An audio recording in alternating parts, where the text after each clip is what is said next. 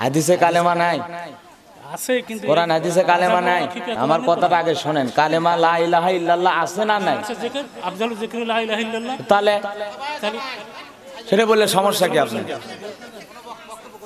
কালেমা কি অবস্থা!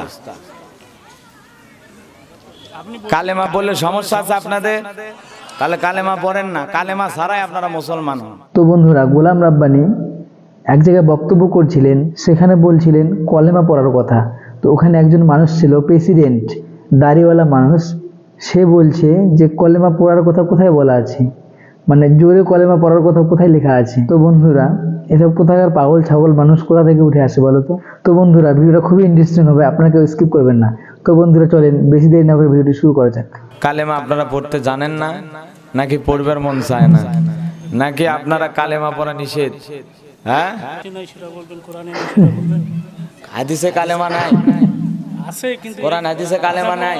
আমার কথাটা আগে শোনেন, কালেমা লা ইলাহা ইল্লাল্লাহ আছে না নাই? আছে জিকির, আফজালু যিকরি লা ইলাহা ইল্লাল্লাহ। তাহলে তাহলে সেটা বললে সমস্যা কি আপনার?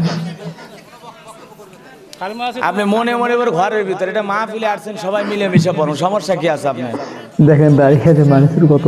তা আপনি প্রশ্ন করতেছেন যে আপনাদের আমি ওনাদেরকে বলতেছি, আপনি তো বলিনি। শ্রোতাদের মন চাই পড়বে না, হলে পড়বে না। ভাই এটা বোঝা লাগবে। লা ইলাহা ইল্লাল্লাহ বললে কি গুনাহ হয়? জোরে বললে গুনাহ হয়, কোথায় লেখা আছে দেখান তো? জোরে পড়াটা নিষেধ। কে বলছে নিষেধ আপনার? কোরআনই বলছে। কোরআনে বলছে জোরে পড়া কালেমা নিষেধ। কোথাকার মুহাদ্দিস ভাই এটা? কি অবস্থা! আপনি কালেমা বললে সমস্যা আছে আপনাদের? তাহলে কালেমা পড়েন না, কালেমা ছাড়াই আপনারা মুসলমান হন। হায় হায় হায়, মানুষের খালি দ্বন্দ্ব ফাসাদ নিয়ে ব্যস্ত। ইসলাম কায়েম করা ধান্দা কারো নাই, খালি নতুন নতুন ফিতনা কেমনে আমদানি করা যায় এই বুদ্ধি মাথায় আছে। কথাকে বোঝেন নাই? ইসলাম যে জমিনে কায়েম করা লাগবে এই ধান্দা কারো নাই। আসল জায়গাত কেউ নাই, খালি মসজিদের ভিতরে ফতুয়াবাজি, ওয়াজ মাহফিলে ফতুয়াবাজি, জিকিরের মজলিসে ফতুয়াবাজি। আসল জায়গায় কোনো ফতুয়া নাই, ঠিক না বেটা? আসল জায়গায় জানতো বাপের বেটা কেমন মানুষটা কিছু বলছে না। এত বেদাতি কাজ হয়। কয়টা মাজার বন্ধ করছেন বাংলাদেশে? এই চাচা যে এই জায়গায় বলতেছে এই কথা, মাজারে শিরিক হয়, কয় জায়গায় যা বন্ধ করছে? চাপার দাঁত থবে, যেটা যার জায়গা মতো যাওয়া লাগবে, ঠিক না বেটি?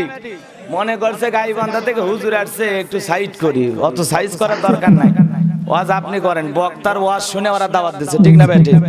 আমি যে কায়দায় ওয়াজ করি ওই কায়দায় ওয়াজ করবো, এটি নতুন কোনো ওয়াজ করার কোনো প্রয়োজন নাই। আছে, তবে এমন কোন ওয়াজ করবো না যেখানে আপনারা হয়তো আহলে হাদিস, আমরা হানাফি, এদের মধ্যে তর্ক বিতর্ক সৃষ্টি হয়, এমন কোন আলোচনা করার দরকার।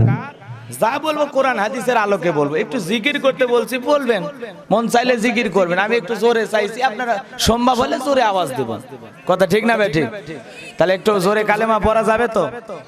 কালেমা জোরে পড়লে সমস্যা নাই তো? গান বাজনা, এই যে রাস্তাঘাটে ছেলে পেলে গান বাজনা জোরে শোনে, এরকম চাচা জীবনে কোনোদিন বলছে এই গান শোনা হারাম?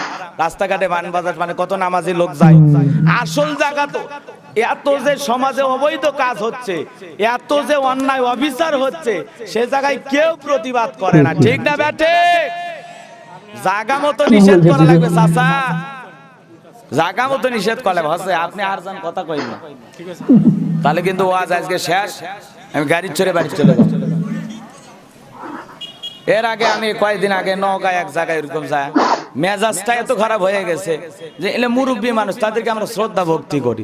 যত কথা আছে ঘরের ভিতরে বললেন না কে যে হুজুর এই ব্যাপার এগুলো কিন্তু ক হবে না, আমাদের এটি হিসেব করে কথা কলে, ঠিক না বেটে?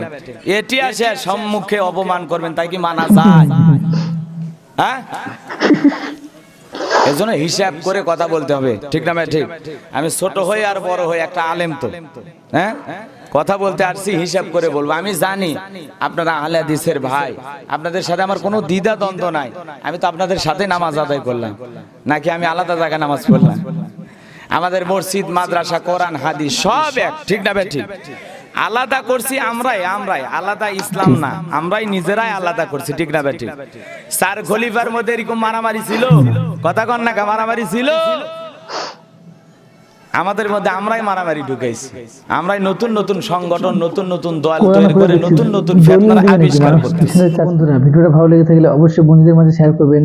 আর এরকম সুন্দর সুন্দর ভিডিও পাওয়ার জন্য আমার চ্যানেলটিকে সাবস্ক্রাইব করে পাশে থাকা বেল আইকন অন করে রাখবেন, তাহলে নতুন কোনো ভিডিও আপলোড করার সঙ্গে সঙ্গে আপনার কাছে নোটিফিকেশন চলে যাবে। তো বন্ধুরা, দেখা হচ্ছে পরবর্তী ভিডিওতে, ততক্ষণের জন্য ভালো থাকবেন, সুস্থ থাকবেন।